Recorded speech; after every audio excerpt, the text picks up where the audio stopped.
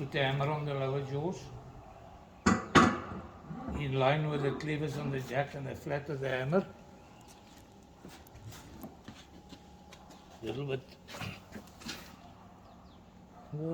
out.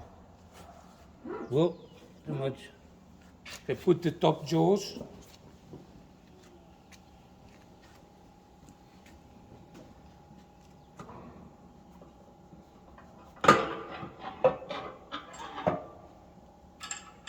Tighten by hand.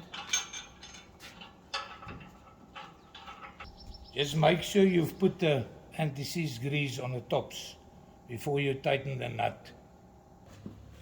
Okay, put the spanner in position. On the flat, on the cleavers of the jack. Turn the hammer sleeve clockwise until it locks on the spanner. That's fine. We tighten the top jaws properly.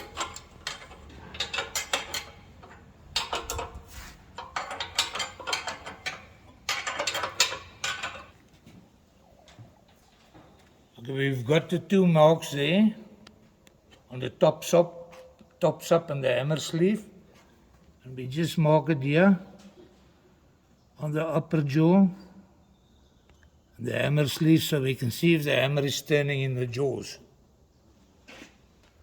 Now once the upper jaws are locked properly, we just lock the relief valve on the hand pump, and then you can start pumping.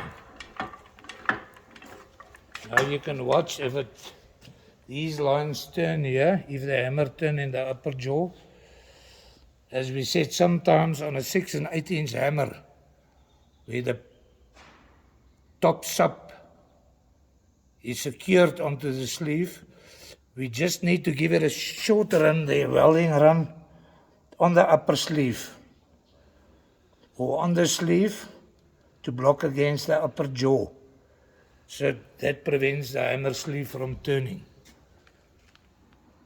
It's locked, so we can pump.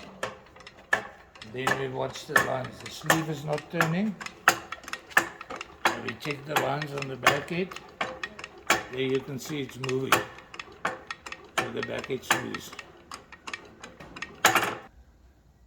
Now once we've pumped, and you need a shock there to break the hammer if your pressure is a bit higher, you just knock it in this area where the thread sits in the inner sleeve.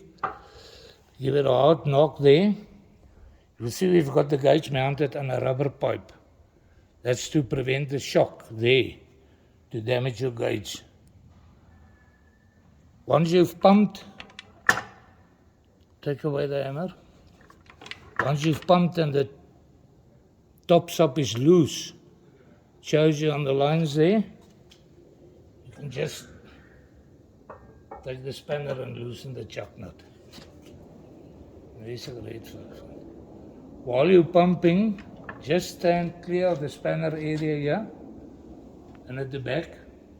It normally breaks very slowly, but in case, it's going to break quickly so that the spanner doesn't damage anybody or hurt anybody or causes damage to equipment.